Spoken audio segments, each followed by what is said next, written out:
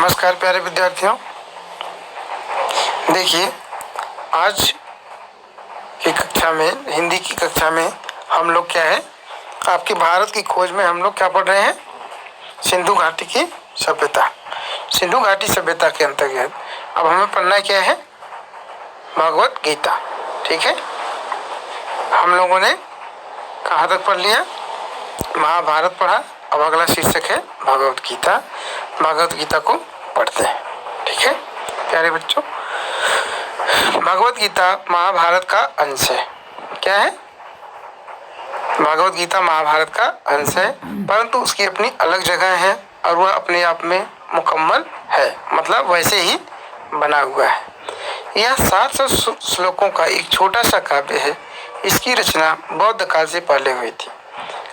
क्या कहते हैं? कहते हैं कि इसमें कितने श्लोक हैं? 700 श्लोकों का एक छोटा सा काव्य है जो भगवत गीता है, और इसकी रचना बौद्ध काल से पहले हुई थी। बुद्ध काल से पहले हुई थी, बुद्ध के जन्म से पहले हुई थी। तब से अब तक इसकी लोकप्रियता और प्रभाव कम नहीं हुआ।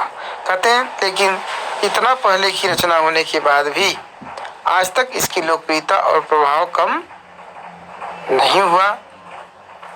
आज भी भारत में इसके प्रति पहले जैसा आकर्षण बना हुआ है। आज भी जो है भारतीय संस्कृति जो है इससे बहुत प्रभावित है, आकर्षित है। विचार और दर्शन का हर संप्रदाय इसे श्रद्धा से देखता है।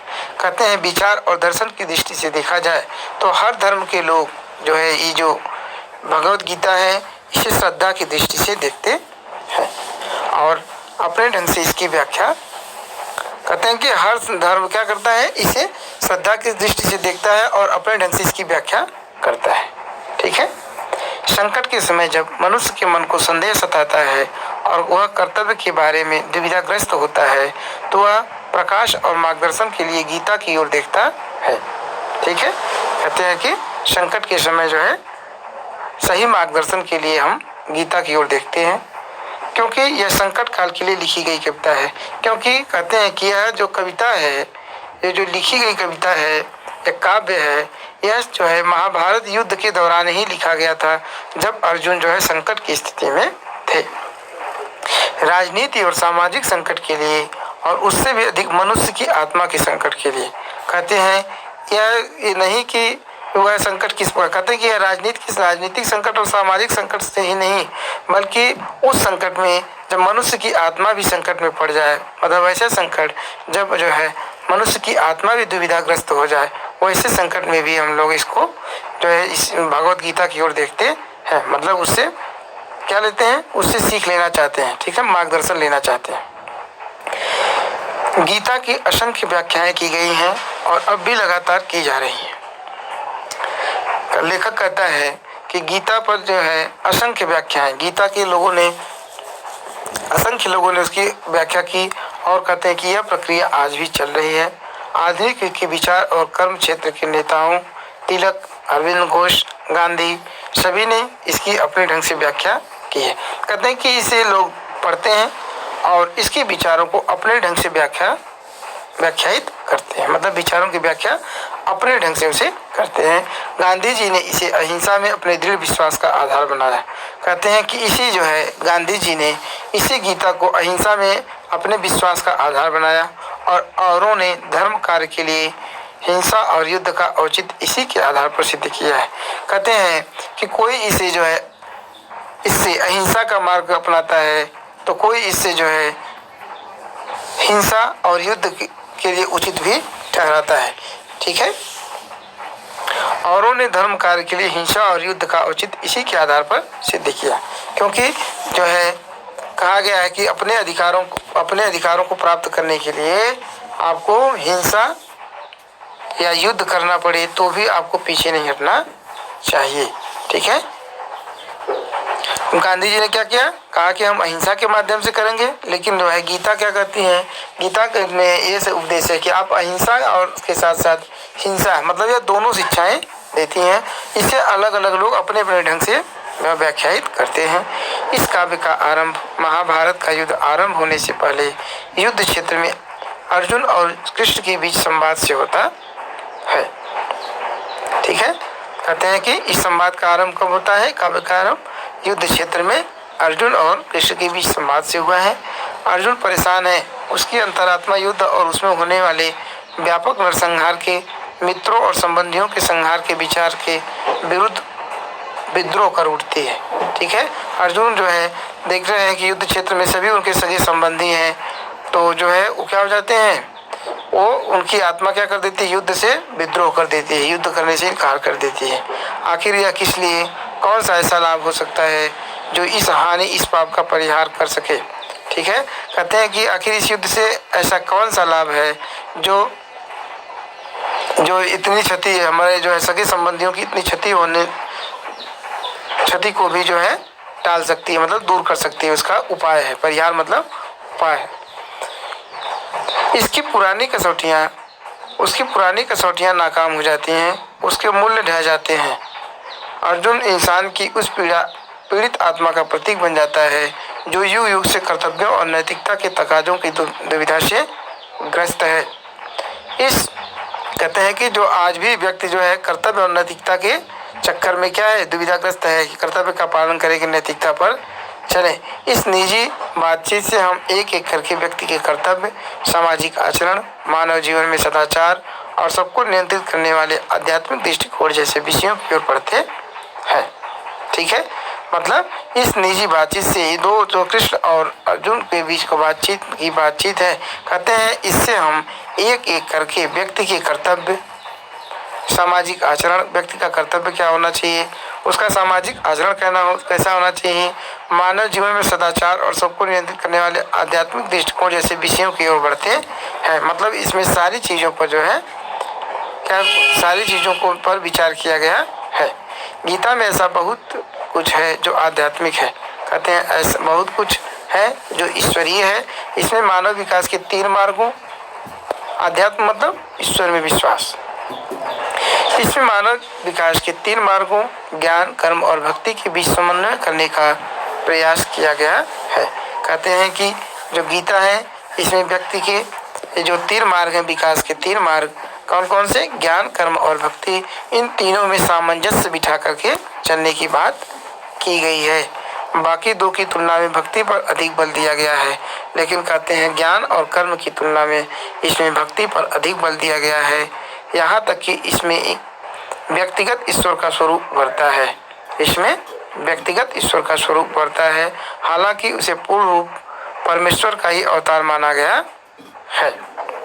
ठीक है, मतलब इसमें कहते हैं व्यक्तिगत ईश्वर मतलब कृष्ण का स्वरूप उभरता है, लेकिन कहते हैं कि हालांकि उन्हें पूर्ण रूप से परमेश्वर, परम ईश्वर का अवतार माना गया है। कृष्ण को क्या हो गया, ईश्वर का अवतार माना गया है।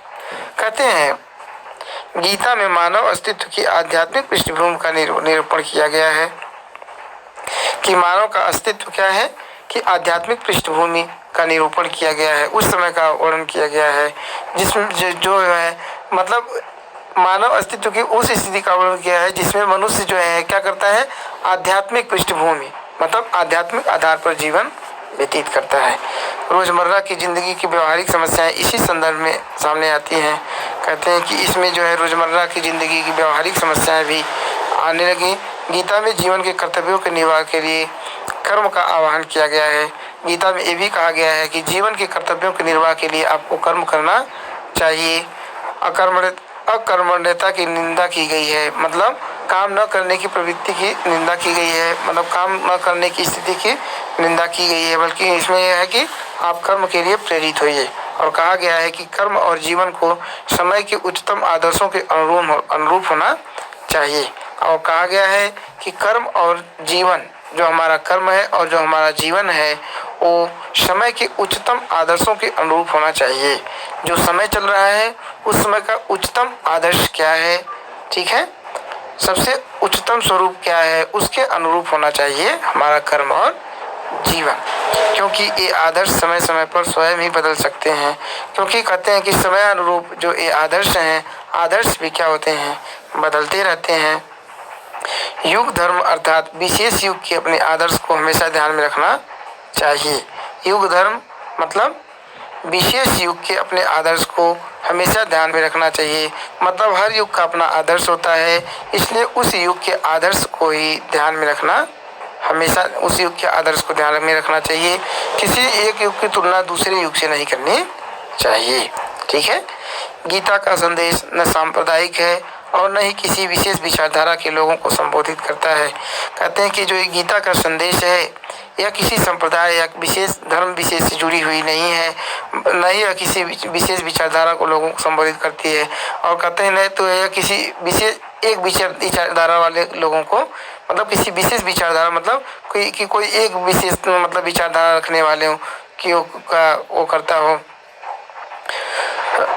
लोगों को संबोधित करता है। इसकी दृष्टि सार्वभौमिक है। कहते हैं कि यह सबको देखता है, मतलब ये संपूर्ण सृष्टि को, मतलब सब पूरे संसार को दृष्टि में रख करके लिखा गया है। इसमें कहा गया है सभी रास्ते मुझ तक आते हैं। क्या कहा गया है कि सभी रास्ते मुझ तक आते हैं। इसी सार्वभौमिकता के कारण गीता सभी वर्गों और संप्रदायों के लिए मान्य हुई। कहते हैं कि इसी जो सार्वभौमिकता, मतलब इसको ये जो लिखा गया तो इस पूरे विश्व कल्याण को ध्यान में रखते हुए या पूरे विश्व को ध्यान में रखते हुए लिखा गया। इसलिए इसमें सभी वर्गों और संप्रदाय लोगों की मान्य, इसलिए इसे सभी संप्रदाय और वर्ग के लोग मानते हैं। इसकी रचना के बाद 2500 वर्षों में भारतवासी बार बार परिवर्तन, विकास और ह्रास की प्रक्रिया से गुजर रहे हैं। कहते हैं कि इसके बाद, इस रचना के बाद 2500 वर्षों में भारतवासी जो है बार बार परिवर्तन, विकास और ह्रास की प्रक्रिया से गुजरे हैं।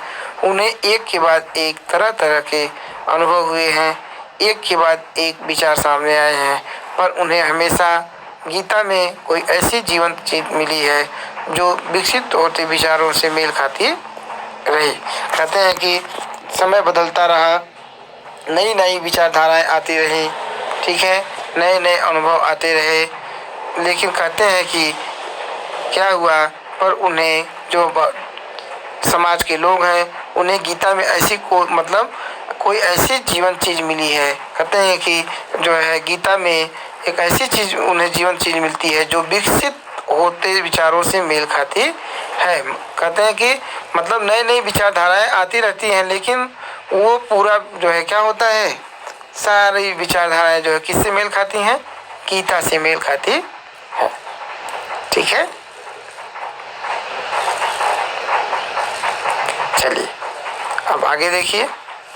दूसरा शीर्षक आपका है प्राचीन भारत में जीवन और कर्म। प्राचीन भारत में जीवन और कर्म पढ़ लिया आपने। मतलब गीता में कहा गया है कि गीता के जो लिखने की जो दृष्टि है, गीता जो काव्य है इसे लिखने की दृष्टि सार्वभौमिक है। इसे किसी विशेष वर्ग को संबोधित करते हुए नहीं लिखा गया है, इसलिए इसे सभी वर्ग एवं संप्रदाय के लोग क्या करते हैं, मानते हैं। कहते हैं कि मतलब समय बदलता रहा, नए नए परिवर्तन होते रहे, नई नई विचारधाराएं आती रहीं, लेकिन कहते हैं कि लोगों को गीता में कुछ ऐसी जीवंत चीज़ें मिल गई हैं जो नई नई विकसित विचारधाराओं से मेल खाती रहती है। मतलब लोग गीता को आज भी वह मानते रहते हैं, क्योंकि जो भी नई नई विचारधाराएं आती हैं सबको हमें कहाँ, सबका सार हमें कहाँ मिलता है, गीता में मिल जाता है। ठीक है, अगला शीर्षक है प्राचीन भारत में जीवन और कर्म। देखिए, बुद्ध के समय से पहले का वृत्तांत हमें जातक कथाओं में मिलता है। क्या है, बुद्ध के समय से पहले का वृत्तांत हमें जातक कथाओं में मिलता है। ठीक है, इन जातक कथाओं का वर्तमान रूप बुद्ध की कुछ समय बाद का है। कहते हैं कि ये जो जातक कथाएं हैं, उनका वर्तमान रूप बुद्ध के कुछ समय बाद का है। जातक कथाएं बुद्ध के पहले से ही लिखी जा रही हैं, लेकिन कहते हैं कि जो जातक कथाएं हैं इस समय जो मिली हैं वो जो है बुद्ध के कुछ समय बाद का है। जातक कथाओं में उस समय का वर्णन है जब भारत की दो प्रधान जातियां द्रविड़ों और आर्यों का अंतिम रूप से मेल हो रहा था। कहते हैं कि जातक कथाओं में उस समय का वर्णन मिलता है जब भारत की दो प्रधान जातियां आर्य और द्रविड़ एक दूसरे में अंतिम रूप से मिल रहे थे, मतलब दोनों एक दूसरे से घुल मिल रहे थे।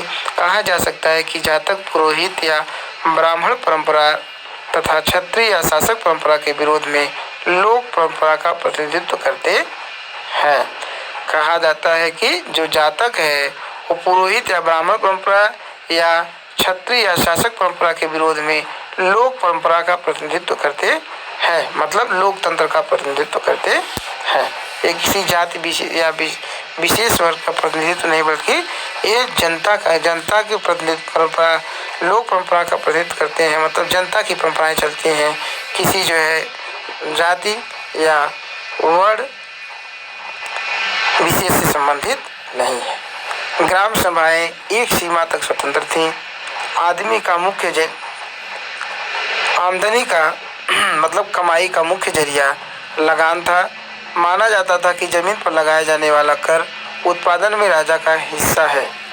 कहा माना जाता है कि जमीन पर लगाया जाना, जो जमीन पर कर वसूला जाता है लोगों से जमीन के बदले में, कहते हैं वह उत्पादन में राजा का हिस्सा है। उसका भुगतान हमेशा तो नहीं, पर अक्सर गल्ले या पैदावार की शक्ल में किया जाता था। कहते हैं कि हमेशा तो नहीं होता था, लेकिन अक्सर ऐसा होता था कि पैदावार की शक्ल में, पैदावार मतलब अनाज के उत्पादन, ठीक है, उत्पादन।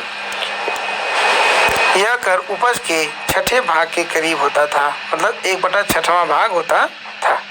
यह सभ्यता मुख्य रूप से कृषि केंद्रित थी और इसकी बुनियादी इकाई स्वशासित गांव थे। कहते हैं कि यह जो सभ्यता थी मुख्य रूप से कैसी सभ्यता थी, कृषि पर आधारित थी और इसकी बुनियादी इकाई स्वशासित गांव थे। मतलब हर गांव का शासन अपना शासन होता था, अपना मुखिया होता था और वहाँ का अपना जो है शासन होता था, अपने नियम कानून होते थे। राजनीति और आर्थिक ढांचा इन्हीं ग्राम समुदायों से बनाया जाता था। कहते हैं कि जो राजनीति है, मतलब अब हर गांव की अपनी अपनी राजनीति होती थी और हर गांव के अपने अपने जो है आर्थिक ढांचे होते थे कि पैसा कैसे इकट्ठा किया जाए, समाज सेवा के लिए पैसा कहाँ से इकट्ठा किया जाएगा, तमाम चीज़ों के बारे में ग्राम समुदाय ही बनाते थे, जिन्हें 10-10 और 100-100 के समूह में बांट दिया जाता था। मतलब ग्राम समुदाय मतलब गाँवों का समूह होता था, ठीक है। ये मिल करके नियम कानून बनाते थे, राजनीति के नियम कानून, आर्थिक ढांचा बनाते थे और कहते थे कि जिन्हें 10-10 और 100-100 के समूह में बांट दिया जाता था। जातकों के वर्णों से एक खास तरह का विकास उभर कर सामने आया है, ठीक है। कहते हैं कि जातकों के वर्णों से एक खास तरह का विकास सामने उभर कर आया है। यह विशेष दस्तकारियों से जुड़े लोगों की अलग बस्तियों और गांवों की स्थापना थी। दस्तकारी मतलब अपने अपने कारीगरी के काम, ठीक है ना। इस तरह एक गांव बढ़इयों का था, मतलब क्या था बेटा, हाँ, व्यवसाय से संबंधित। हर व्यक्ति का अपना मतलब गांव व्यवसाय पर आधारित था। एक गांव में उस व्यवसाय के लोग होते थे, एक गांव में उस व्यवसाय के, जैसे एक गांव में बढ़ई हो गए, एक में लुहार हो गए, ठीक है, एक में कहार हो गए। मतलब अलग अलग जो है जातियाँ, मतलब वो जातियाँ नहीं कह सकते, मतलब अलग अलग मतलब काम करने वालों का समुदाय था। एक काम करने वालों का एक गाँव बसाया जाता था ना, एक गाँव में एक ही काम करने वाले लोग बसाए जाते थे। एक गाँव खास पेशों के लोग गांव, मतलब इसी तरह और पेशों के लोगों के गांव थे। मतलब दस्तकारी मतलब अलग अलग पेशा से जुड़ा हुआ गांव था। मतलब एक गांव में एक ही पेशे के लोग होते थे, ठीक है। कोई अगर लोहार है तो पूरे लोहार रहेंगे, बढ़ई है तो बढ़िया है, ठीक है। ये खास पेशेवर लोगों के गांव आमतौर पर शहर के पास बसे होते थे। कहते हैं कि ये जो है खास पेशेवर लोगों के जो गाँव थे वो कहाँ होते थे, आमतौर पर शहर के पास बसे होते थे। जो शहर होता था उसके अगल बगल बसाया जाता था। शहर में उनके विशेष उत्पादनों की खपत हो जाती थी, जिससे जो भी वो उत्पादन करते थे अपने पेशे से, जो भी चीज़ें बनाते थे उसका जो है उसकी खपत शहर में हो जाती थी और बदले में उन्हें ज़िंदगी की दूसरी ज़रूरतों को पूरा करने का सामान मिल जाता था। और क्या होता था, वो अपना सामान बेच करके अपनी ज़रूरत की सामान खरीदते थे। ऐसा लगता है कि पूरा गांव सहकारिता के उसूल पर काम करता था। सहकारिता मतलब साथ मिल करके काम करना और बड़े ठेके लेता था। मतलब कि पूरा गांव जो है क्या करता था, जैसे कि ठेका ले लिया कि हम आपको होता है ना कि हम इतना चीज़ मतलब कंपनी हो गई या कोई विशेष व्यक्ति है जो व्यापारी है, तो उससे उन्होंने ठेका ले लिया कि हम आपको जो है इतना देंगे, इतना सामान आपको इतना सामान उत्पादन करके हम देंगे। तो क्या होता था, सहकारिता मतलब सभी लोग जो है मिल करके काम करते थे और उत्पादन करते थे। ठीक है, सहकारिता मतलब मिलजुल करके काम करते थे, उत्पादन में भी मिल करके काम करते थे, सभी लोग एक साथ मिलकर खेती करते थे। शायद इस तरह अलहदा रहने और संगठित होने से जाति प्रथा का विकास और विस्तार हुआ होगा। मतलब कहते हैं शायद इस तरह अलहदा और संगठित होने से मतलब समन्वय की भावना से मतलब एकत्र होकर के रहने की भावना से जाति प्रथा का विकास और विस्तार हुआ होगा। कहते हैं कि शायद इस तरह अलहदा रहने और संगठित होने से जाति प्रथा का विकास और विस्तार हुआ होगा। कहते हैं इस प्रकार साथ में मिल करके लोग, कुछ लोग जुट मतलब मिल करके काम करते थे। तो कहते हैं कि इसी कारण ऐसा भी हो सकता है कि जाति प्रथा का इसी से विकास हुआ हो और आज वही जो है पूरे समाज में मतलब कुछ विशेष लोग मिल कर खेती करते थे, तो धीरे धीरे अपना समूह बना लेते थे, तो विशेष जाति का निर्माण कर लेते थे। तो कहते हैं कि यही बाद में क्या हो गया, जाति प्रथा के रूप में प्रचलित हो गया। फिर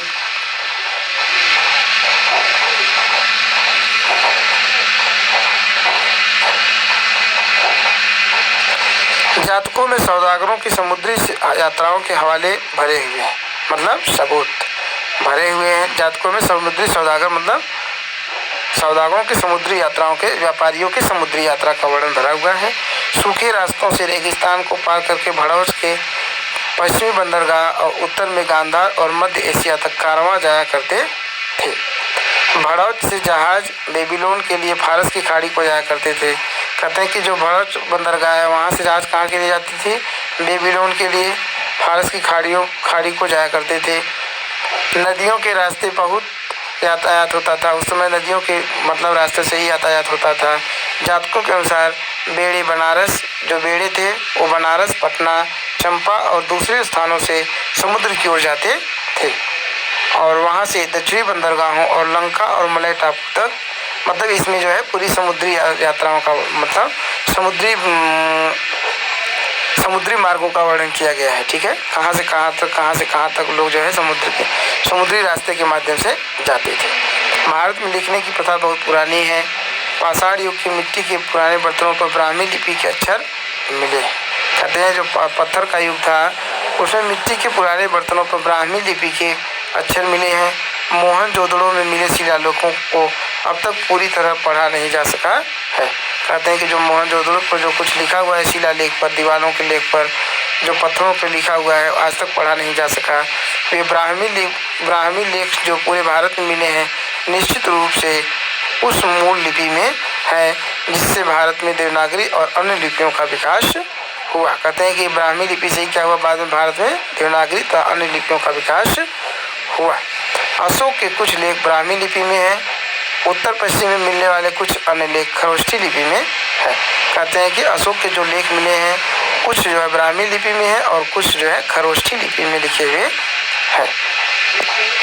ईसा पूर्व 6वीं या 7वीं शताब्दी में पाणिनि ने संस्कृत भाषा में अपने प्रसिद्ध व्याकरण की रचना की। ठीक है, उन्होंने अपने से पहले के व्याकरणों का उल्लेख किया है।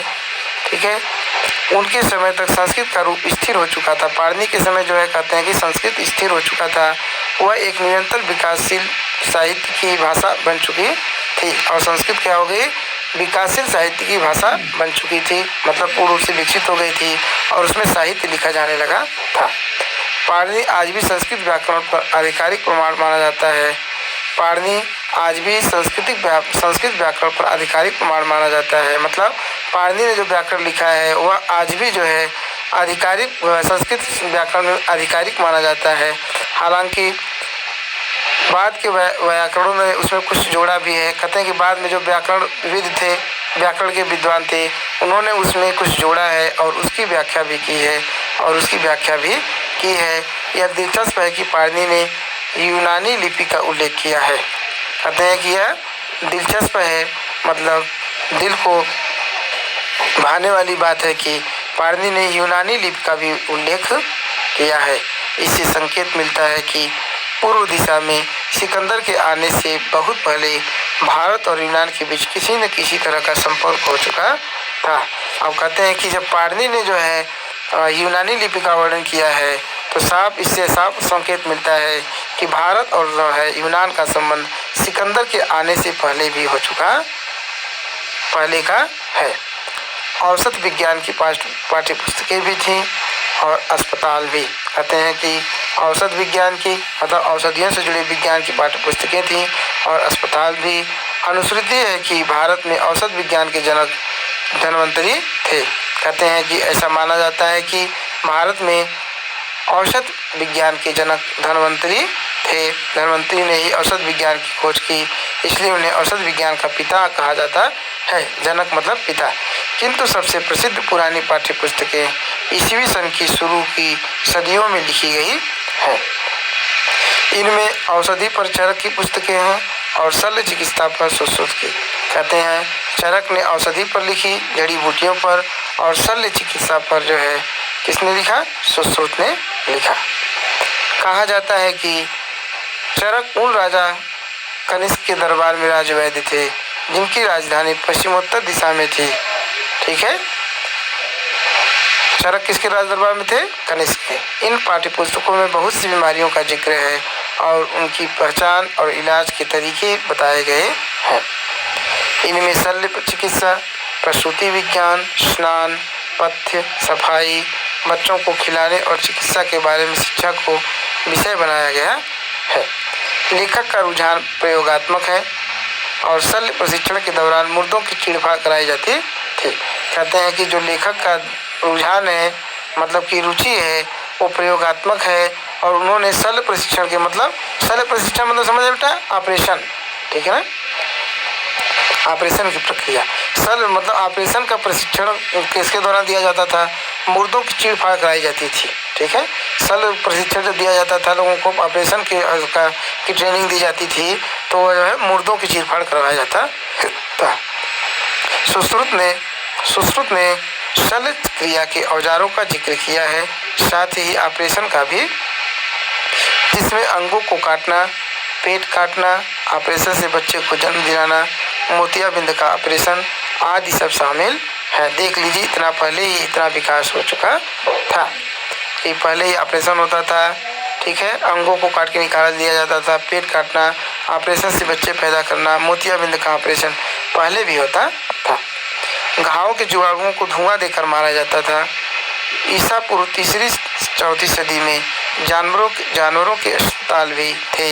यह जैन और बौद्ध धर्म का प्रभाव था जिसमें अहिंसा पर बल दिया जाता था। कहते हैं कि यह जो है ईसा पूर्व 3री-4वीं सदी में जानवरों के अस्पताल भी थे। कहते हैं किस प्रभाव का कारण था? जैन और बौद्ध धर्म के प्रभाव के कारण ऐसा हुआ था, क्योंकि ये दोनों धर्म अहिंसा पर बल देते थे। महाकाव्यों के युग में अक्सर वर्णों में एक तरह के विद्यालयों का जिक्र किया गया है। कहते हैं एक कस्बे या शहर से बहुत दूर नहीं होते थे। इनमें प्रसिद्ध विद्वानों के आसपास शिक्षा प्रशिक्षण के उद्देश्य से लोग इकट्ठे होते थे। कहते हैं कि जो है महाकाव्यों के युग में अक्सर वनों में कहते हैं कि अक्सर ही वनों में एक जो है विश्वविद्यालय का जिक्र होता है जो है कस्बे या शहर से बहुत दूर नहीं होता है। यहाँ पर क्या होता है, प्रसिद्ध विद्वानों के आसपास शिक्षा प्रशिक्षण के उद्देश्य से लोग इकट्ठे होते थे। जो प्रसिद्ध विद्वान थे उनसे कुछ सीखने के लिए लोग इकट्ठा होते थे। शिक्षा में तरह तरह के विषय शामिल थे जिनमें सैनिक प्रशिक्षण भी होता था। ठीक है, पहले भी सैनिक प्रशिक्षण होता था। इन वन आश्रमों को इसलिए पसंद किया जाता था क्योंकि यहाँ शहरी जीवन के आकर्षणों से बचकर विद्यार्थियों के लिए नियमित और ब्रह्मचर्य का जीवन बिताना संभव होता था। कुछ वर्ष तक यहाँ प्रशिक्षण के बाद उनसे अपेक्षा की जाती थी कि वे वापस लौटकर गृहस्थ और नागरिक जीवन बिताएं। ठीक है, मतलब वे वहाँ जाते थे, शिक्षा प्रशिक्षण लेते थे, फिर बाद में वापस आते थे तो लोग उनसे यही अपेक्षा की जाती थी कि वे आएंगे और गृहस्थ और नागरिक जीवन बिताएं। ठीक है, इन वन शिक्षालयों में प्रायः छोटे छोटे गुट रहते थे। गुट मतलब समूह रहते थे। गो की इस बात के संकेत मिलते हैं कि लोकप्रिय अध्यापक बड़ी संख्या में विद्यार्थियों को आकर्षित करते थे। कहते हैं कि इस बात के संकेत भी मिलते हैं, साथ ही साथ कहते हैं कि इस बात के संकेत भी मिलते हैं कि लोकप्रिय अध्यापक बड़ी संख्या में विद्यार्थियों को आकर्षित करते थे, जो लोकप्रिय अध्यापक होते थे, जो बहुत अच्छे से पढ़ाते थे, वो जो है विद्यार्थियों को आकर्षित करते थे।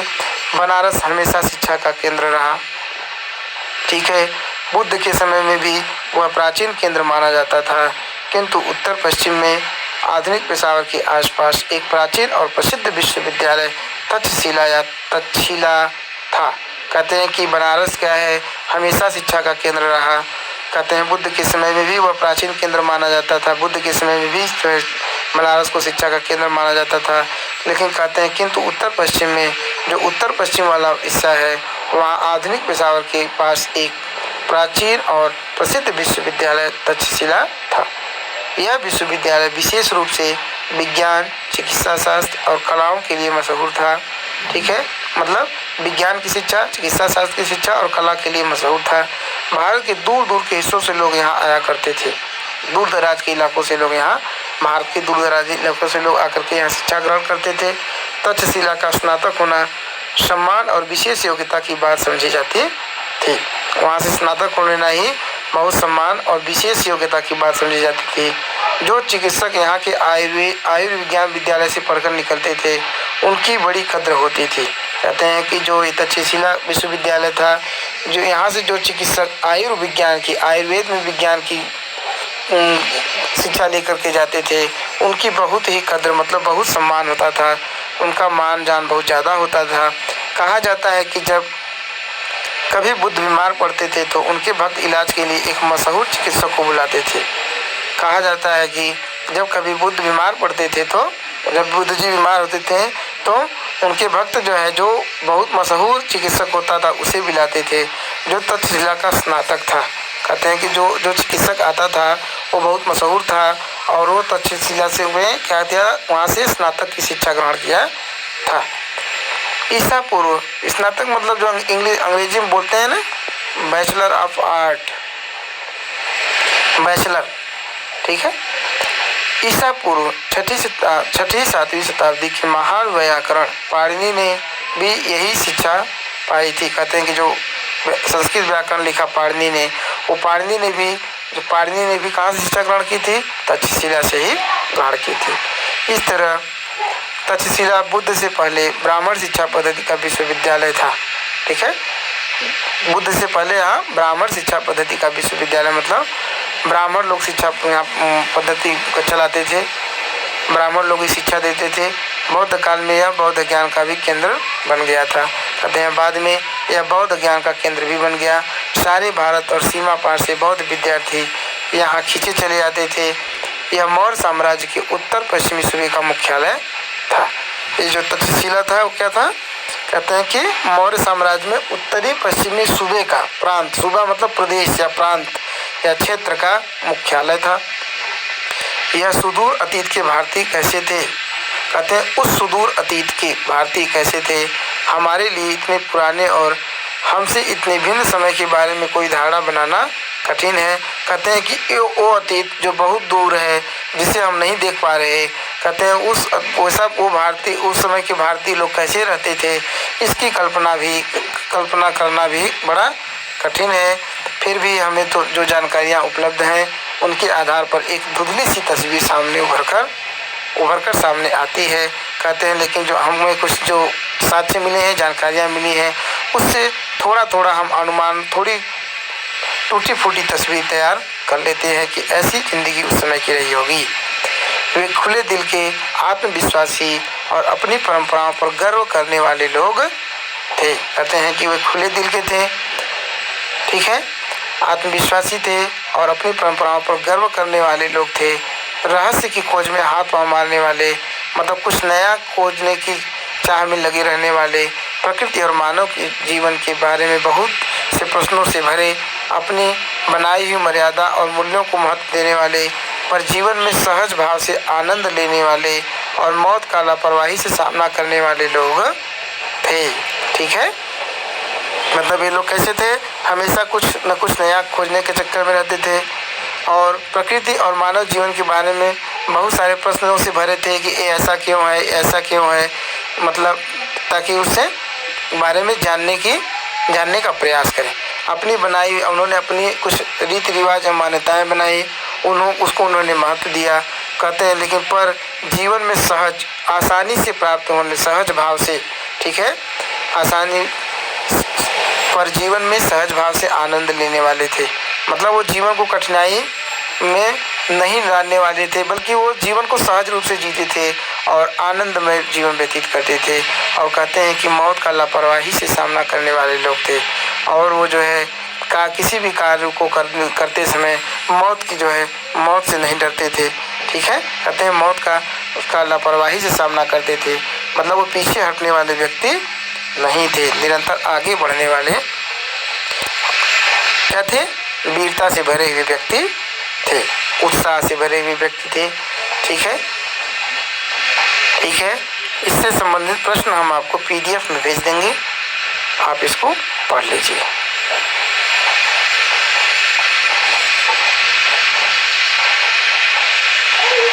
नमस्कार बेटा। ना